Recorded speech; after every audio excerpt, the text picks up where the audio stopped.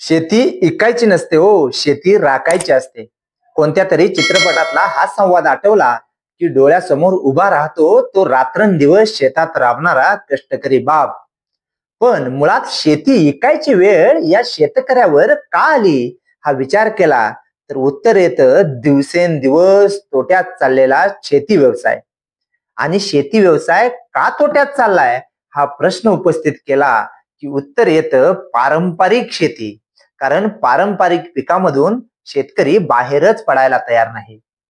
पण आज आपण ज्या शेतकऱ्याला भेटणार आहोत त्या शेतकऱ्याने एक असा प्रयोग यशस्वी केला आहे की जो सामान्य शेतकऱ्याला अशक्य वाटेल.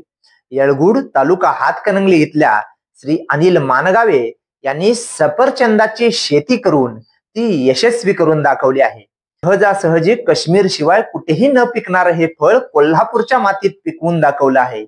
एकत्र कुटुंबातील प्रत्येकाने सकाळचा वेळ शेतीसाठी द्यायचा हा नियम असणाऱ्या या कुटुंबाने इथल्या शेतकऱ्यांना एक वेगळी दिशा दिली आहे असं म्हटलं तरी ते चुकीचं ठरणार नाही. थंड हवेच्या प्रदेशात येणारं हे फळ आपल्या कोल्हापूरच्या वातावरणात देखील जोमाने येऊ शकतं असं ते म्हणतात. प्रयोगशील शेतकऱ्यांची यशोगाथा या मालिकेच्या 5व्या भागामध्ये आपण आज त्यांच्याशी संवाद साधणार आहोत. पण अजूनही तुम्ही आपल्या लय भारी या युट्यूब चॅनेलला सबस्क्राईब केलं नसेल तर लगेच सबस्क्राईब करा आणि बाजूच्या बेल आयकॉनला सुद्धा क्लिक करायला विसरू नका.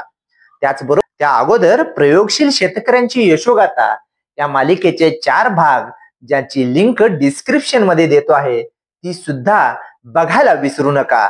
नमस्कार, मी विवेक मिठारे आणि तुम्ही पाहताय लय भारी. नमस्कार, लय भारी या आपल्या युट्यूब चॅनल मध्ये तुमचं मनपूर्वक स्वागत. काश्मीर मध्ये उत्पादन घेतलं जाणारं सफरचंद नावाचं फळ हे आपल्या कोल्हापूरमध्ये येळगुड या गावामध्ये पिकवलेलं आहे या शेतकऱ्याने. आणि त्या शेतकऱ्याचं नाव आहे अनिल मानगावे.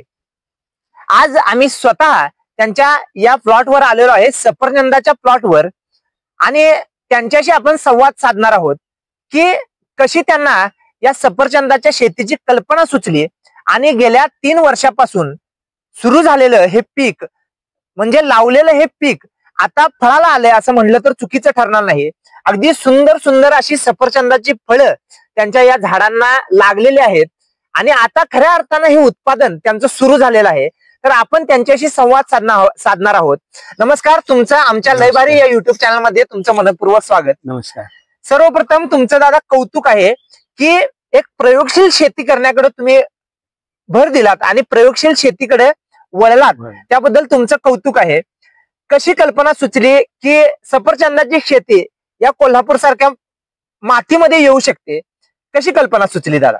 आम्ही बंधुराज आमचे गेलते फिरायला, त्यांनी तिकडे बघून आलते आणि परत आम्ही इकडे युट्यूबवर बघत बघत इकडे सफरचंद येईल काय, किती टेम्परेचरला येईल, कुठली झाडं आहेत हे विचार करून आम्ही ती झाडं तिकडून मागवली आणि ती झाडं जवळ 50 मागवली. ते दहीगावहून, अकलूज पाशी दहीगाव आहे, त्या रोपवाटिकेतून मागवली ती.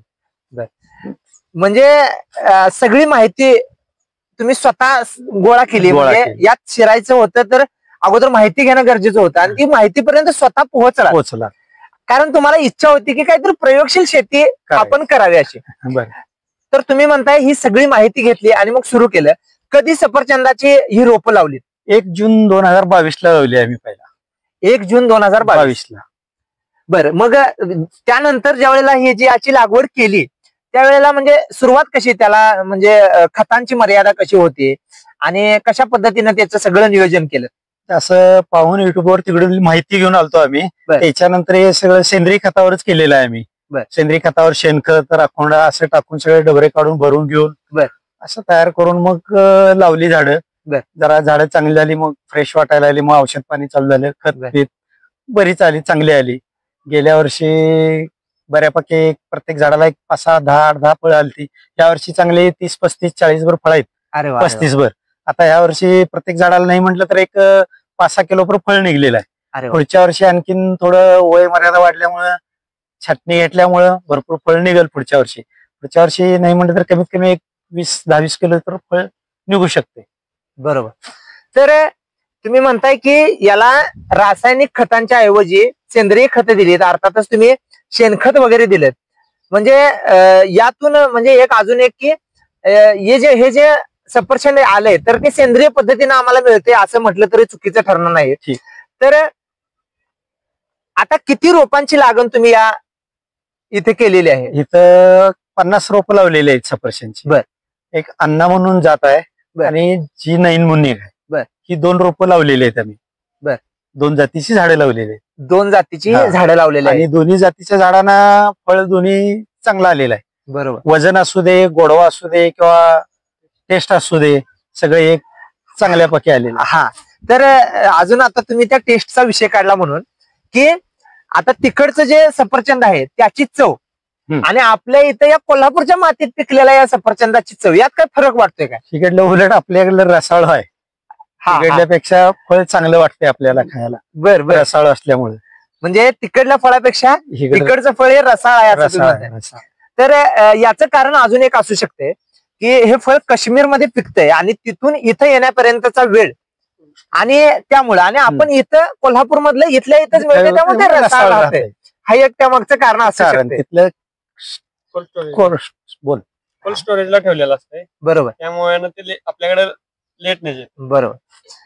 तर शेतकरी मित्रांनो, अनिल दादांनी ही जी शेती केलेली आहे ही अगदी स्वप्नवत आहे. कारण कोल्हापूरच्या मातीमध्ये विशेषतः ऊस हे पीक घेतलं जाते आणि या कोल्हापूरच्या मातीमध्ये सफरचंद नावाचं फळ हे इथं पिकेल असा कुठल्याही शेतकऱ्यानं अगदी विचार सुद्धा केला नसेल. आणि म्हणूनच या प्रयोगशील शेतकऱ्याला आम्हाला भेटावं वाटलं, त्याच्याशी संवाद साधावा वाटला, म्हणून आज आम्ही इथं त्यांच्या येळगुड या गावातल्या त्या शेतावर थेट आलोय आणि ही माहिती तुमच्यापर्यंत पोहोचवतोय. शेतकरी मित्रांनो, ही जर माहिती तुम्हाला आवडली असेल तर ही माहिती शेअर करा. आमच्या लय भारी या युट्यूब चॅनलला सबस्क्राईब करा. कारण प्रयोगशील शेतकऱ्यांची यशोगाथा या मालिकेमध्ये अशाच प्रयोगशील शेतकऱ्यांच्याकडे आम्ही जात असतो आणि त्यांच्यापासून मिळणारी प्रयोगशील शेतीची माहिती तुमच्यापर्यंत पोहोचवत असतो. पुढच्या प्रश्नाकडे वळूयात. सर, आता शेतकरी ऊस या पिकातनं बाहेर यायला तयार नाही. जरी ऊस शेतीतनं बाहेर आला तर तो भात किंवा सोयाबीन किंवा भुईमूग ही पारंपरिकच पिकं घेतो. तर तुम्ही इथं ही प्रयोगशील शेती सफरचंदाची तर केली, अजून कुठली कुठली फळझाडं तुम्ही इथं तुमच्या शेतामध्ये केली? मी केशर आंबा एक 210 झाडं लावलेली. बर. केशर आंबा, परत नारळ आहे माझ्याकडे एक 25-30 झाडं. बर. परत शेवगा लावलेला आहे भोवतीने मी एक 25-30 झाडं. बर. पेरू एक 35-40 झाडं लावलेले आहेत. सीताफळ आहे, चिक्कू आहे, नारळ आहे, रामफळ आहे. अशी सगळ्या पद्धतीची फळाची झाडं आपल्याकडे सगळी उपलब्ध आहेत. अरे वा. घरापुरतं का होणार मिळेल या भावनेनं आम्ही सगळी झाडं लावलेली आहेत. बरोबर बरोबर. नक्कीच शेतकरी मित्रांनो, शेतकरी काय करायला लागलाय की एका क्षेत्रामध्ये एकच पीक घ्यायला लागलाय. तर याला कुठेतरी फाटा देणं गरजेचं आहे.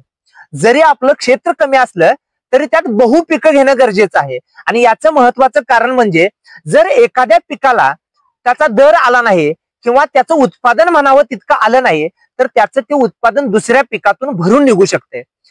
दादांनी या त्यांच्या क्षेत्रामध्ये केशर आंब्याची सुद्धा रोपं लावली आहेत. ती केशर आंबा सुद्धा आता त्याला फळ धरू लागले.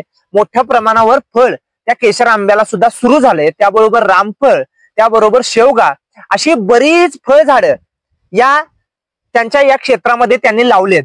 तर खरंच कौतुक आहे. दादा, अगदी या मुलाखतीच्या शेवटाकडे येतोय.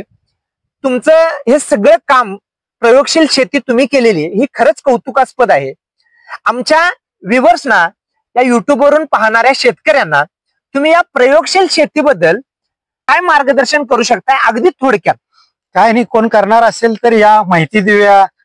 काय कुठली झाडाची काय आहे, सफरचंद कुठून आणलं, काय लावलं, रोप कसं आलं, कसं हे केलं, त्याला खत पाणी काय दिलं. तुम्ही पण लावणार असेल तर जरूर या माहिती देऊया. तुम्ही पण लावा. ऊसापेक्षा हे परवडेल हे माझं म्हणणं आहे. गडी माणसाकडून आता शेती ऊसाची परवडत नाही. त्याला खत पाणी वगैरे कमी आहे. याच्यासाठी सगळ्यांनी मी आवाहन करतो, या करूया. नक्की. म्हणजे शेतकरी मित्रांनो, शेतकऱ्यांनी एकमेकांना सहकार्य करून या शेती व्यवसायाला पुढे नेलं पाहिजे तरच शेतकरी खऱ्या अर्थानं समृद्ध होईल असं म्हणतात. अनिल दादांनी त्यांची अगदी मोठ्या मनानं भावना व्यक्त केली की या सफरचंद शेतीबद्दलचं मार्गदर्शन करण्यासाठी जर तुम्हाला हवा असेल तर मी त्यांचा नंबर खाली देतोय. शेवटी त्या नंबरवर तुम्ही कॉल करून त्यांच्याशी बोलू शकताय. या फळबागांच्या विषयी, सफरचंदाविषयी तुम्ही माहिती नक्कीच घेऊ शकताय. दादा, मी मगाशी सांगितलं त्या पद्धतीनं शेतकरी हे प्रयोगशील शेतीकडे वळायला तयार नाही. तर त्या शेतकऱ्यांना प्रयोगशील शेती करण्याबद्दल तुम्ही काय सांगू शकताय? आता काय ऊस म्हटलं तर ऊसाचं गड्याकडून आणि ह्याच्याकडून पुरवठा झालेला आहे, खत पाणी. त्याच्यापेक्षा असले काहीतरी पिकं केली तर कमी खतात, कमी पाण्यात, कमी पैशात होऊ शकतात. तरी तुम्ही इकडे वळावं, काय असेल ते मार्गदर्शन करू, सगळेजण केले तर चांगलं होईल. धन्यवाद, धन्यवाद. तर हे होते अनिल मानगावे, हे शेतकरी. येळगुडमध्ये त्यांनी एक प्रयोगशील शेती केलेली आहे सफरचंदाची, आणि त्यांच्याशी संवाद साधण्यासाठी आपण इथं आलो होतो. तुमच्या सुद्धा संपर्कात असे काही शेतकरी असतील, त्यांनी पारंपरिक शेतीला फाटा देऊन अशा पद्धतीची प्रयोगशील शेती केली आहे. तर अशा शेतकऱ्यांना आम्ही त्यांच्याशी संवाद साधायला इच्छुक आहोत. जर तुमच्या संपर्कात किंवा तुम्ही स्वतः प्रयोगशील शेतकरी असाल तर आमच्याशी संपर्क साधा. खाली माझा नंबर दिला जातोय, या नंबरवर तुम्ही संपर्क साधून आम्हाला कॉन्टॅक्ट करू शकताय. त्याचबरोबर तुम्हाला या फळबागांच्या शेतीविषयी माहिती हवी असेल तर दादांचा नंबर खाली देतोय, त्यांना सुद्धा तुम्ही संपर्क करून ही सगळी माहिती घेऊ शकताय. अजूनही तुम्ही आपल्या लय भारी या युट्यूब चॅनलला सबस्क्राईब केलं नसेल तर नक्की सबस्क्राईब करा.